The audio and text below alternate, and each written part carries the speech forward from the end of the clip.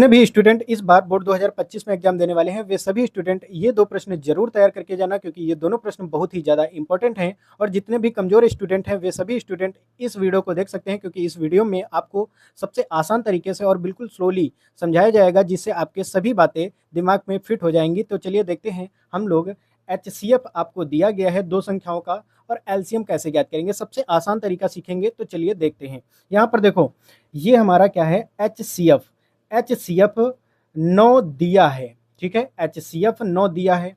ये हमारी पहली संख्या है, ये हमारी दूसरी संख्या है। LCM आपको ज्ञात करना है। ठीक है, तो देखते हैं कैसे करेंगे। यहाँ पर पहली संख्या क्या है भैया, तो पहली संख्या लिख देंगे कि पहली संख्या हमारी कितनी है भैया, 306 है। दूसरी संख्या क्या है भैया, तो दूसरी संख्या 657 है। तो यहाँ पर हमने लिख दिया 657। उसके बाद मासा कितना दिया है, मासा कितना दिया है, आप कहेंगे भैया मासा तो 9 दिया है। लासा ज्ञात करना है, बहुत ही आसान है और बहुत ही ज़्यादा इंपॉर्टेंट है। लासा आपको ज्ञात करना है, तो इसमें कुछ नहीं करना, फार्मूला सिंपल सा लगाना है। क्या होता है फार्मूला, पहली संख्या गुणा दूसरी संख्या बराबर मासा गुणे लासा। अब आपको कुछ नहीं करना है, जहाँ पर पहली संख्या है वहाँ पर पहली संख्या रख देंगे, जहाँ पर दूसरी संख्या है वहाँ पर दूसरी संख्या रख देंगे। उसके बाद जहाँ पर मासा लिखा है वहाँ पर मासा रख देंगे और लासा निकाल देंगे। अब देखो यहाँ पर आगे क्या होगा, ये जो तुम्हारा 9 है ना, ये गुणे में है। अगर कोई संख्या गुणे में होती है तो भाग में जाती है। ये बेसिक सीख लो, थोड़ा सा बेसिक्स बताते हैं आपको। अगर कोई संख्या इधर प्लस की है और अगर बराबर के इस तरफ गई तो माइनस की हो जाएगी। अगर इधर माइनस की है और बराबर के इस तरफ गई तो प्लस की हो जाएगी। अगर इधर गुणे की है तो इधर आएगी तो भाग में हो जाएगी। ठीक है, अगर इधर भाग में है इधर आएगी तो गुणे में हो जाएगी। अगर इधर स्क्वायर में है और इधर आया तो रूट में बन जाता है। ये सारी बेसिक बातें आपको आनी चाहिए।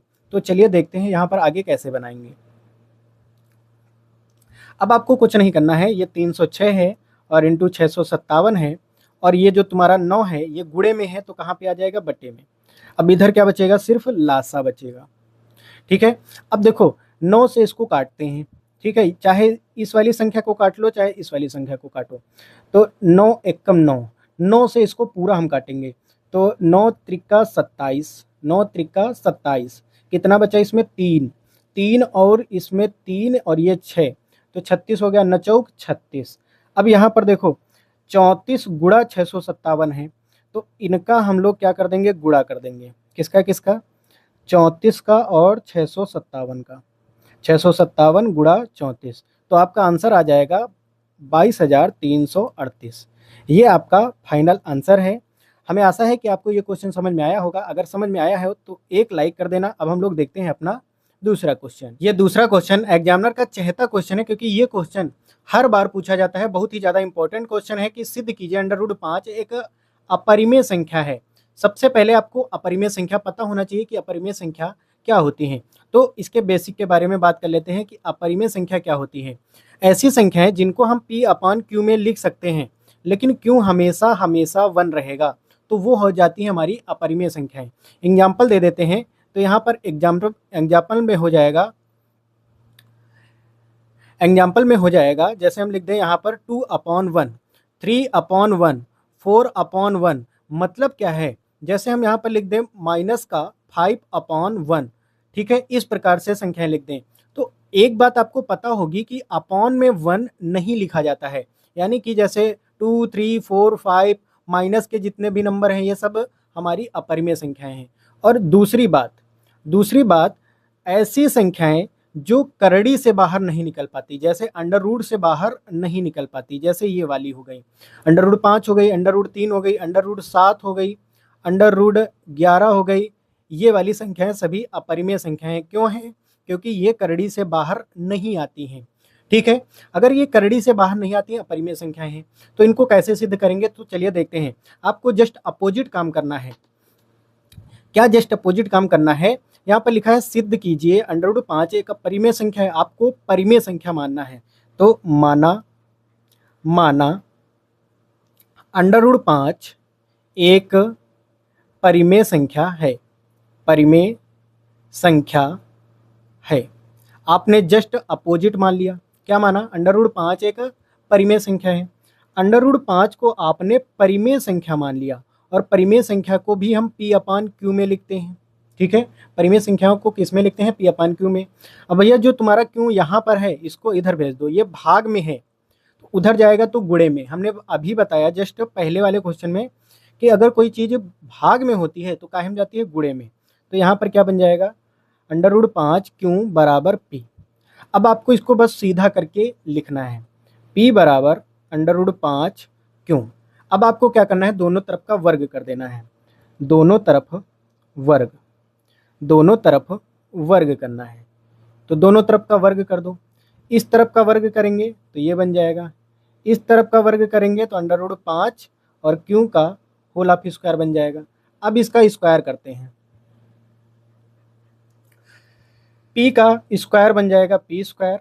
और यहाँ पर ये जो वर्ग है ये दोनों के लिए, इसके लिए भी है, इसके लिए भी है। ठीक है, तो √5 का स्क्वायर, स्क्वायर से ये हट जाएगा, रूट हट जाएगा, यानी कितना आ जाएगा? 5।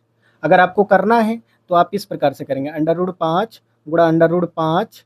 ठीक है, ये हो जाएगा √25 और निकल के कितना आएगा? 5।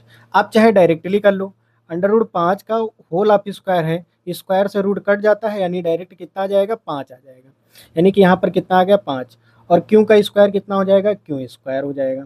अब आपको एक लाइन लिखनी है। क्या लिखना है? चूंकि P से 5 विभाज्य है, P से, इस P से 5 विभाज्य है, P से 5 विभाज्य है, P से 5 विभाज्य है, इसलिए P² से भी 5 विभाज्य होगा। अब यहाँ से आपको फिर से करना है, यहाँ से फिर से कैसे करेंगे? P के जगह पे P लेना है और यहाँ पर बराबर की जगह बराबर, √5 की जगह 5 लेना है, Q की जगह पे R लेना है। तो चलिए लेते हैं। यहाँ पर देखो, ध्यान दो, यहाँ पर हमने P ले लिया, 5 ले लिया और Q की जगह पे R ले लेते हैं। फिर से वही काम करना है जो अभी हमने किया, ऊपर दोनों तरफ का वर्ग किया, फिर से दोनों तरफ का वर्ग करेंगे, दोनों तरफ वर्ग, दोनों तरफ वर्ग करो भैया। इस तरफ वर्ग किया, इस तरफ भी वर्ग कर देते हैं। अब देखो, P का स्क्वायर P² हो जाएगा, 5 का स्क्वायर कितना हो जाएगा भैया? 25 हो जाएगा, और R का स्क्वायर R² हो जाएगा। भैया P², यहाँ पर तुम ध्यान से देखो, P² को हम ये भी तो लिख सकते हैं, P² बराबर कितना? 5Q² लिख सकते हैं। 5Q² बराबर कितना है? 25 R² है। 5 से काटो इसको, 5 25, यानी कि Q² बराबर कितना आ जाएगा? 5 R² आ जाएगा। अब फिर से वही लाइन लिखनी है। क्या यहाँ पर लिखा था हमने? P से 5 विभाज्य है, यहाँ पर लिखेंगे Q से 5 विभाज्य है। यहाँ पर लिखा है P² से 5 विभाज्य है, वहाँ पर लिखेंगे Q² से 5 विभाज्य है। तो लिखते हैं, यहाँ पर क्या लिखेंगे? चूंकि Q से 5 विभाज्य है, इसलिए सिर्फ Q² से भी 5 विभाज्य होगा। अब सबसे मेन लाइन लिखेंगे, अतः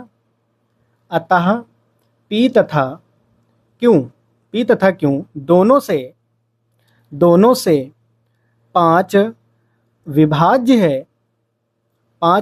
है, जो हमारी अवधारणा के विपरीत है। अतः हम कह सकते हैं √5